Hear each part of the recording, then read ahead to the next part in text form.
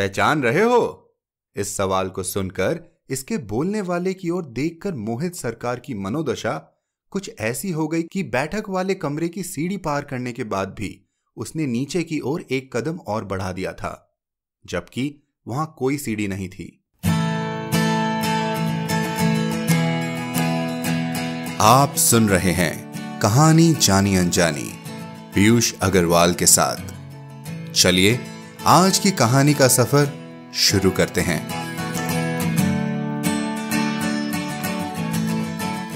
Hello दोस्तों, कहिए कैसे हैं आप?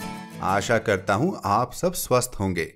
और जैसा कि आपसे वादा किया था, मैं हाजिर हूं एक नई कहानी के साथ। तो कैसी लगी हमारे पिछले सप्ताह की कहानी, एक छोटा सा मजाक? उम्मीद करता हूं कि आपको कहानी अच्छी लगी होगी। अगर आपने अब तक वह कहानी नहीं सुनी तो जरूर सुनिए और सब्सक्राइब कीजिए हमारे पॉडकास्ट को, ताकि हर शुक्रवार कहानी आते ही आपको नोटिफिकेशन मिल सके और आपसे कोई भी कहानी छूट न जाए। कहानी जानी अनजानी में हमारी एक कोशिश यह भी है कि हम अलग अलग भाषाओं के लेखकों की कहानियां हिंदी में आप तक पहुंचाएं, क्योंकि कहानियां कोई भाषा नहीं जानती और उनकी खूबसूरती उनमें छुपे भावों में होती है। कहानियों का यही सिलसिला आगे बढ़ाते हुए चलिए बढ़ते हैं आज की कहानी और लेखक की ओर। हमारी आज की कहानी है सहपाठी, जिसे हम अंग्रेजी भाषा में क्लासमेट कहते हैं, और इस कहानी के लेखक हैं सत्यजीत रे। सत्यजीत रे जी 20वीं सदी के बंगाली फिल्मों के जाने माने फिल्म निर्देशक थे। उनका जन्म एक बंगाली परिवार में कलकत्ता में हुआ था। उन्होंने कई लघु कथाएं और उपन्यास लिखे हैं। लेखक होने के साथ साथ वो एक बहुत ही मंझे हुए वायलिन प्लेयर, पेंटर और संगीतकार भी थे। उन्हें कई राष्ट्रीय और अंतर्राष्ट्रीय पुरस्कारों से सम्मानित किया गया। उन्हें भारत रत्न से भी नवाजा गया है। यह थी सत्यजीत रे की कुछ उपलब्धियों का बहुत ही संक्षिप्त वर्णन। आप हमारे वेबसाइट piyushagarwal.com के शो नोट्स में उनके बारे में और भी जानकारी पा सकते हैं। तो चलिए शुरू करते हैं आज की कहानी।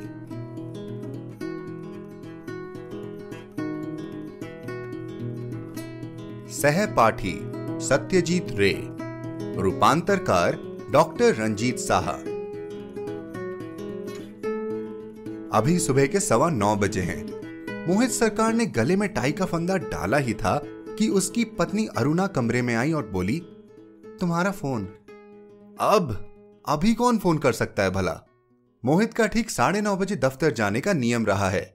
अब घर से दफ्तर को निकलते वक्त तुम्हारा फोन सुनकर स्वभावतः मोहित की त्योरियां चढ़ गई। अरुणा ने बताया, वह कभी तुम्हारे साथ स्कूल में पढ़ता था। स्कूल में? अच्छा, नाम बताया? उसने कहा कि जय नाम बताने पर ही वह समझ जाएगा। मोहित सरकार ने कोई 30 साल पहले स्कूल छोड़ा होगा। उसकी क्लास में 40 लड़के रहे होंगे। अगर वह बड़े ध्यान से सोचे भी तो ज्यादा से ज्यादा 20 साथियों के नाम याद कर सकता है, और इसके साथ उनका चेहरा भी। सौभाग्य से जय या जयदेव के नाम और चेहरे की याद अब भी उसे है। लेकिन वह क्लास के सबसे अच्छे लड़कों में एक था। गोरा सुंदर सा चेहरा, पढ़ने लिखने में होशियार, खेल कूद में भी आगे, हाई जंप में अव्वल। कभी कभी वह ताश के खेल भी दिखाया करता। और हां, कैसे बियांका की आवृत्ति में उसने कोई पदक भी जीता था। स्कूल से निकलने के बाद मोहित ने उसके बारे में कभी कोई खोज खबर नहीं ली। लेकिन आज इतने सालों के बाद अपनी दोस्ती के बावजूद और कभी अपने सहपाठी रहे इस आदमी के बारे में कोई खास लगाव महसूस नहीं कर रहा था। खैर, मोहित ने फोन का रिसीवर पकड़ा। हेलो।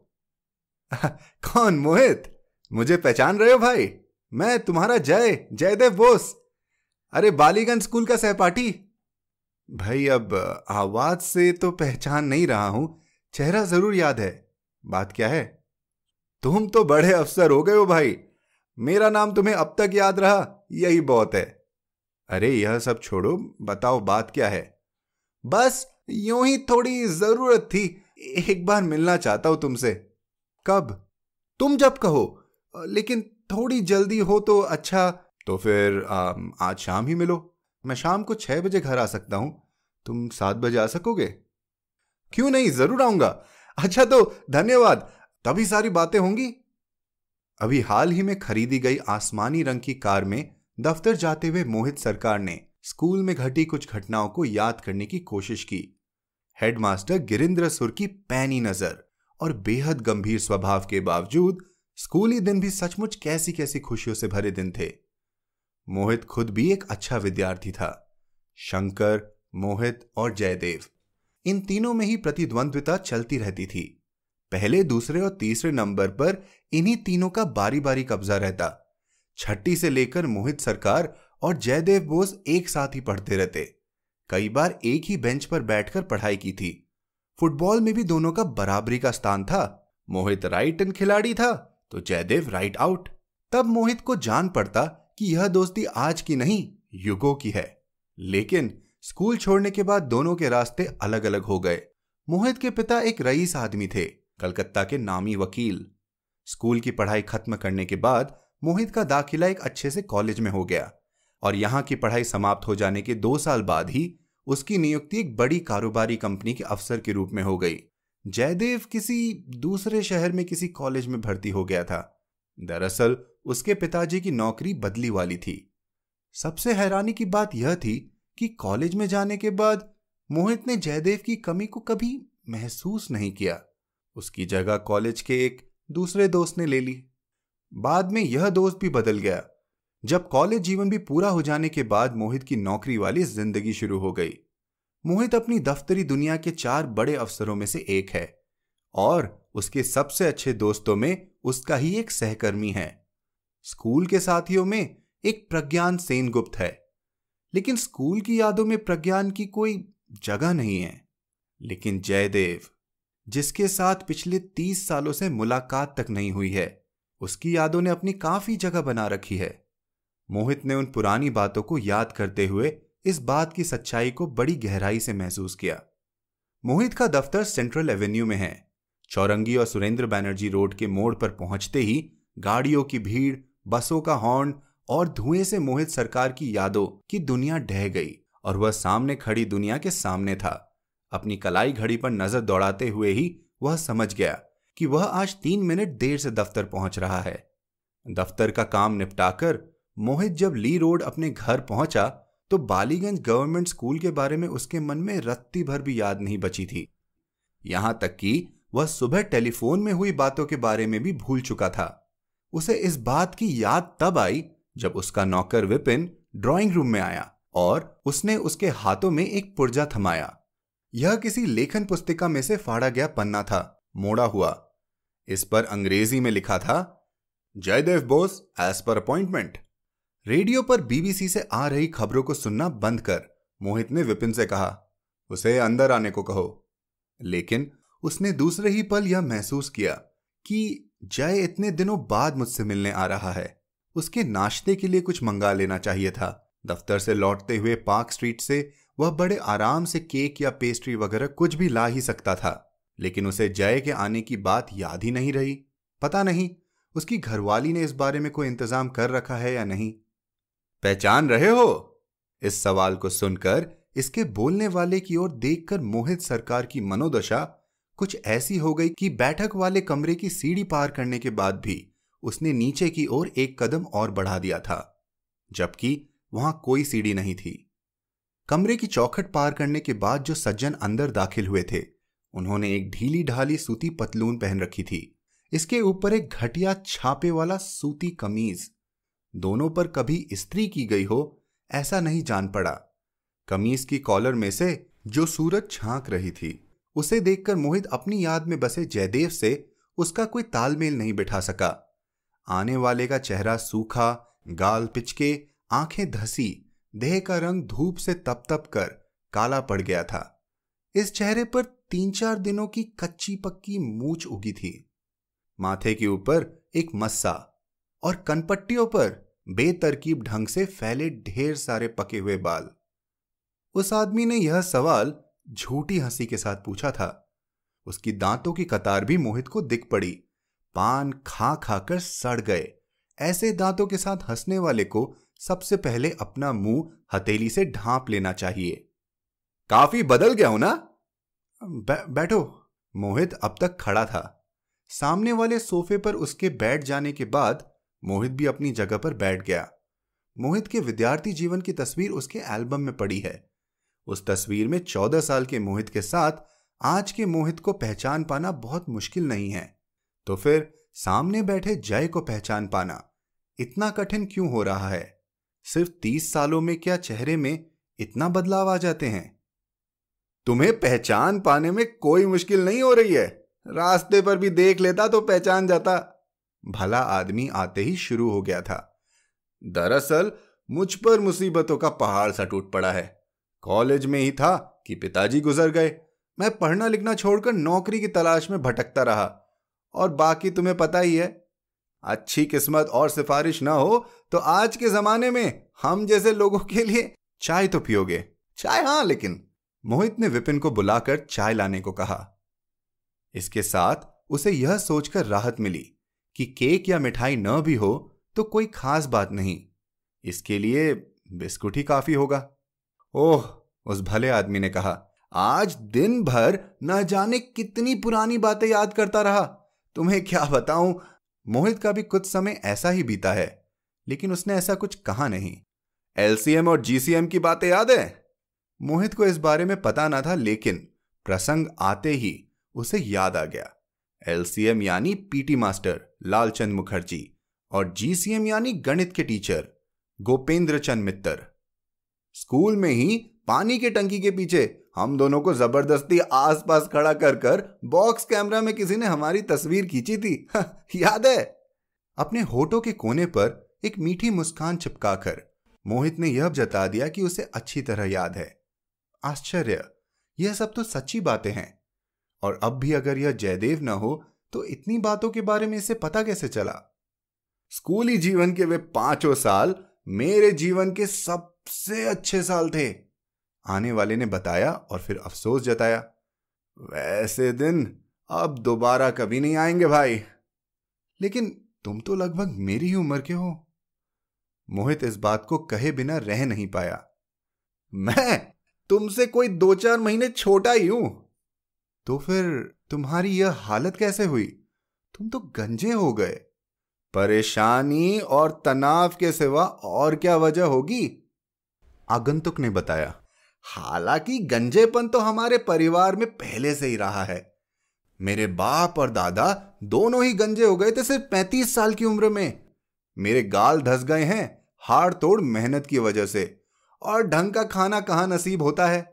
और तुम लोगों की तरह मेज कुर्सी पर बैठकर तो हम लोग काम नहीं करते।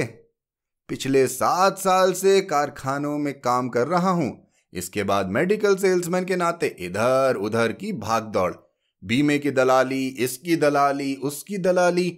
किसी एक काम में ठीक से जुटे रहना अपने नसीब में कहां, अपने ही जाल में फंसी मकड़ी की तरह इधर उधर घूमता रहता हूं।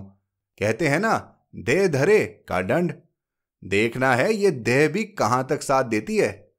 तुम तो मेरी हालत देख ही रहे हो। विपिन चाय ले आया था, चाय के साथ संदेश और समोसा भी।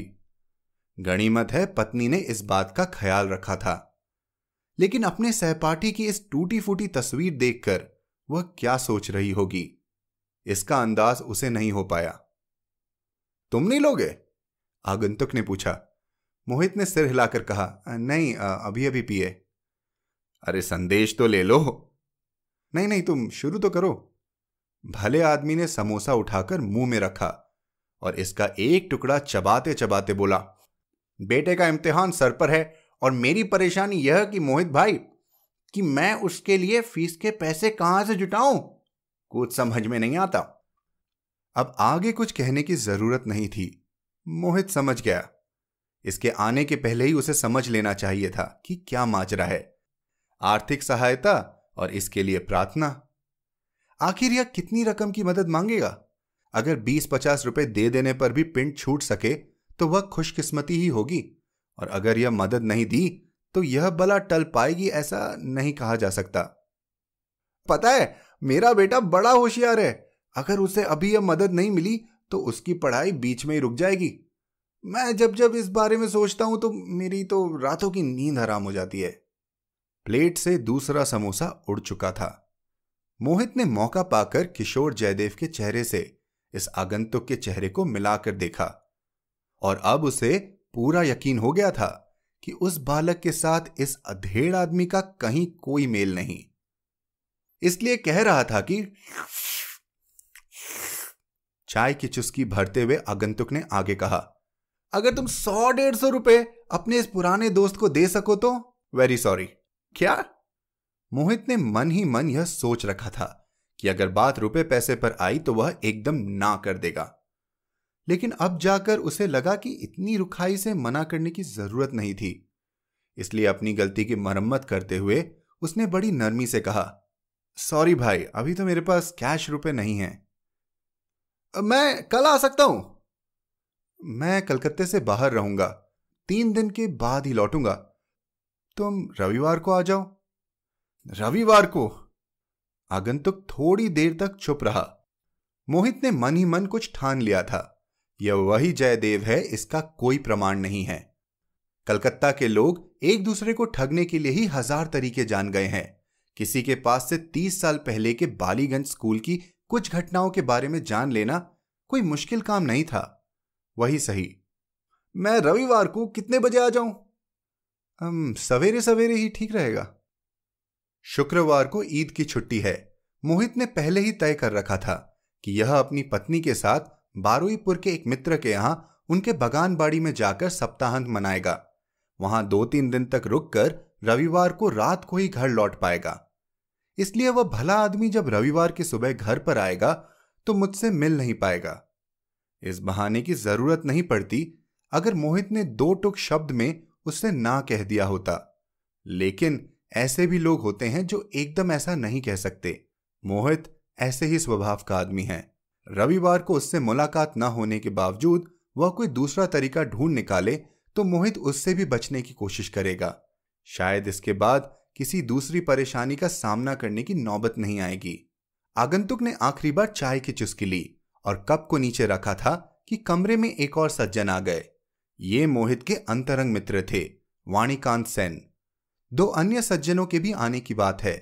इसके बाद यहां ताश का अड्डा जमेगा। उसने भले आगंतुक की तरफ शक की नजरों से देखा। मोहित इसे भांप गया। आगंतुक के साथ अपने दोस्त का परिचय कराने की बात मोहित बुरी तरह टाल गया। अच्छा तो फिर मिलेंगे, अभी चलता हूं, कहकर अजनबी आगंतुक उठ खड़ा हुआ। तू मुझ पर यह उपकार कर दे, मैं सचमुच तेरा ऋणी रहूंगा। उस भले आदमी के चले जाने के बाद वाणीकांत ने मोहित की ओर हैरानी से देखा और पूछा, ये आदमी तुमसे तू कहकर बातें कर रहा था, बात क्या है? इतनी देर तक तो तुम ही कहता रहा था, बाद में तुम्हें सुनाने के लिए ही अचानक तू कह गया। कौन है ये आदमी? मोहित कोई जवाब दिए बिना बुक शेल्फ की ओर बढ़ गया और उस पर एक पुरानी फोटो एल्बम बाहर निकाल लाया। फिर इसका एक पन्ना उलटकर वाणीकांत को सामने बढ़ा दिया। ये तुम्हारे स्कूल का ग्रुप है शायद? हां, बॉटनिक्स में हम सब पिकनिक के लिए गए थे, मोहित ने बताया। ये 5 कौन कौन है? मुझे नहीं पहचान रहे हो? रुको जरा देखने तो दो। एल्बम को अपनी आंखों के थोड़ा नजदीक ले जाते ही बड़ी आसानी से वाणीकांत ने अपने मित्र को पहचान लिया। अच्छा, मेरी बाईं ओर खड़े इस लड़के को अच्छी तरह देखो। तस्वीर को अपनी आंखों के कुछ और नजदीक लाकर वाणीकांत ने कहा। हां, देख लिया। अरे यही तो है वो भला आदमी जो अभी अभी यहां से उठकर गया, मोहित ने बताया। स्कूल से ही तो जुआ खेलने की लत नहीं लगी है इसे। एल्बम को तेजी से बंद कर इसे सोफे पर फेंकते हुए वाणीकांत ने फिर कहा, मैंने इस आदमी को कम से कम 30-32 बार रेस के मैदान में देखा है। तुम ठीक कह रहे हो। मोहित सरकार ने हामी भरी और इसके बाद आगंतुक के साथ क्या क्या बातें हुई इस बारे में बताया। अरे थाने में खबर कर दो, वाणीकांत ने उसे सलाह दी। कलकत्ता अब ऐसे ही चोरों, लुटेरों और उच्चक्कों का डिपो हो गया है। इस तस्वीर वाले लड़के का ऐसा पक्का जुआड़ी बन जाना नामुमकिन है, असंभव। मोहित हौले से मुस्कुराया और फिर बोला, रविवार को जब मैं उसे घर पर नहीं मिलूंगा तो पता चलेगा। मुझे लगता है इसके बाद यह इस तरह की हरकतों से बाज आएगा। अपने बारुईपुर वाले मित्र के यहां पोखर की मच्छी, पोल्ट्री के ताजे अंडे और पेड़ों में लगे आम, अमरूद, जामुन, डाब और सीने से तकिया लगा ताश खेलकर तन मन की सारी थकान और जकड़न दूर कर मोहित सरकार रविवार की रात 11 बजे जब अपने घर लौटा तो अपने नौकर विपिन से उसे खबर मिली कि उस दिन शाम को जो सज्जन आए थे वे आज सुबह भी घर आए थे। कुछ कह कर गए हैं? जी नहीं, विपिन ने बताया। चलो जान बची। एक छोटी सी जुगत से बड़ी बला टली। अब वह नहीं आएगा, पिंड छूटा। लेकिन नहीं, आफत रात भर के लिए ही टली थी। दूसरे दिन सुबह यहीं कोई 8 बजे मोहित जब अपनी बैठक में अखबार पढ़ रहा था तो विपिन ने उसके सामने एक और तहाया हुआ पुर्जा लाकर रख दिया। मोहित ने उसे खोलकर देखा। वह 3 लाइनों वाली चिट्ठी थी। भाई मोहित, मेरे दाएं पैर में मोच आ गई है, इसलिए बेटे को भेज रहा हूं। सहायता के तौर पर जो थोड़ा बहुत बन सके इसके हाथ में दे देना, बड़ी कृपा होगी। निराश नहीं करोगे इस आशा के साथ। इति तुम्हारा जय। मोहित समझ गया कि अब कोई चारा नहीं है। जैसे भी हो थोड़े बहुत देकर जान छुड़ानी है। यह तय कर उसने नौकर को बुलाया और कहा, ठीक है, छोकरे को बुलाओ। थोड़ी देर बाद ही एक 13-14 साल का लड़का दरवाजे से अंदर दाखिल हुआ। मोहित के पास आकर उसने उसे प्रणाम किया और फिर कुछ कदम पीछे हटकर चुपचाप खड़ा हो गया। मोहित उसकी तरफ कुछ देर तक बड़े गौर से देखता रहा। इसके बाद कहा, बैठ जाओ। लड़का थोड़ी देर तक किसी उधेड़ बुन में पड़ा रहा, फिर सोफे के किनारे अपने दोनों हाथों को गोद में रखकर बैठ गया। मैं अभी आया। मोहित ने दूसरे तल्ले पर जाकर अपनी घरवाली के आंचल से चाबियों का गुच्छा खोला। इसके बाद अलमारी खोलकर 50 के 4 नोट बाहर निकाल इन्हें एक लिफाफे में भरा और अलमारी बंद कर नीचे बैठक खाने में वापस आया। क्या नाम है तुम्हारा? जी, संजय कुमार बोस। इसमें रुपए हैं, बड़ी सावधानी से ले जाना होगा। लड़के ने सिर हिलाकर हामी भरी। कहां रखोगे? इधर, ऊपर वाली जेब में। ट्राम से जाओगे या बस से? जी पैदल। पैदल? तुम्हारा घर कहां है? मिर्जापुर स्ट्रीट में। भला इतनी दूर पैदल जाओगे? पिताजी ने पैदल ही आने को कहा है। अच्छा, तो फिर एक काम करो, तुम 1 घंटा यहीं बैठो, ठीक है? नाश्ता कर लो, यहां ढेर सारी किताबें हैं, इन्हें देखो। मैं 9 बजे दफ्तर निकलूंगा। मुझे दफ्तर छोड़ने के बाद मेरी गाड़ी तुम्हें घर छोड़ देगी। तुम ड्राइवर को अपना रास्ता बता सकोगे ना? मोहित ने पूछा। लड़के ने सिर हिलाकर कहा, जी हाँ। मोहित ने विपिन को बुलाया और इस लड़के संजय बोस के लिए चाय वगैरह लाने का आदेश दिया। फिर दफ्तर के लिए तैयार होने ऊपर अपने कमरे में चला गया। आज वह अपने को बहुत ही हल्का महसूस कर रहा था और साथ ही बहुत ही खुश। जय को देखकर पहचान न पाने के बावजूद उसके बेटे संजय में उसने अपना 30 साल पुराना सहपाठी पा लिया था।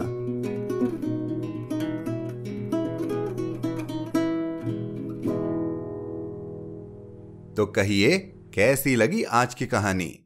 क्या आपके साथ कभी ऐसा हुआ है जब सालों पहले की दोस्ती वापस जीवन में आ गई हो? बिछड़े पुराने दोस्त जिन्हें हम भुला चुके थे, अचानक उनकी याद आई और साथ में वो भी आ गए।